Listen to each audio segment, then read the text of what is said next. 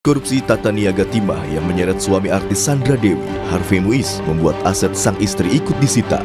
Sampai tingkat hakim dan terhadap barang-barang yang dimintakan sudah disita dan diperkuat oleh pengadilan. Pencabutan gugatan disampaikan Sandra melalui kuasa hukumnya dalam sidang yang digelar di Pengadilan Negeri Jakarta Pusat. Sebelumnya, Sandra Dewi sempat mengajukan keberatan atas penyitaan sejumlah aset pribadinya di Pengadilan Negeri Jakarta Pusat.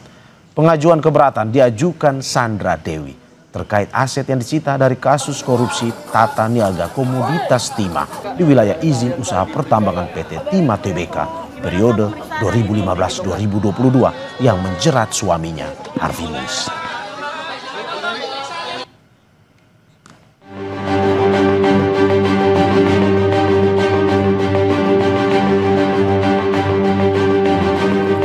Kasus korupsi tata niaga timah yang menyeret suami artis Sandra Dewi, Harvey Muiz, membuat aset sang istri ikut disita. Deretan barang milik Sandra Dewi disita jaksa. Pada Senin 21 Oktober 2024, pemain film dan sinetron itu pun menyatakan keberatan.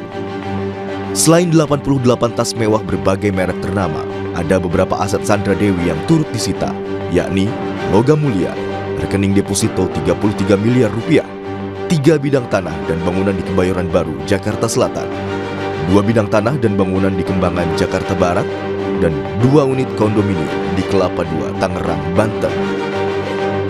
Kejaksaan Agung mempersilahkan Sandra Dewi mengajukan keberatan atas penyitaan sejumlah aset miliknya.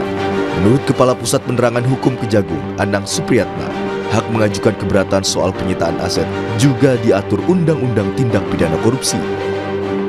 Anang juga bilang, tindakan penyidik menyita aset yang terkait Harvey sudah tepat. Namun, selama pihak yang mengajukan memiliki bukti kuat dan putusan pengadilan, barang tersebut akan dikembalikan setelah kasusnya inkrah. Permintaan keberatan dari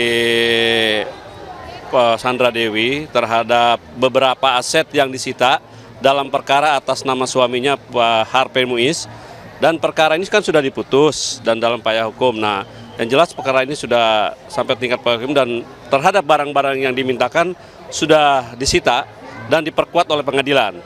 Terhadap itu ya silakan, memang dari pasal 19 Undang-Undang Tipikor diatur bagi pihak ketiga yang merasa dirugikan silakan. Dan kemarin majelis juga sudah melakukan persidangan, didengar masing-masing baik dari pihak Sandra Dewi maupun dari pihak penuntut umum dengan menghadirkan beberapa ahli maupun penyidik, di mana bagaimana alurnya kan kemarin sudah agak jelas kan, dari mana sebagian bahwa memang sebagian besar kalau dari alurnya ceritanya itu berasal dari Harvey Muiz sendiri. Namun, Sandra Dewi akhirnya mencabut gugatan keberatan soal penyitaan aset. Hakim pun menyatakan vonis Harvey termasuk perampasan aset dapat dieksekusi. Penetapan pencabutan permohonan keberatan Sandra Dewi dan kedua adiknya, Kartika Dewi serta Raymond Gunawan, dibacakan hakim dalam persidangan di Pengadilan Negeri Jakarta Pusat, Selasa 28 Oktober 2025.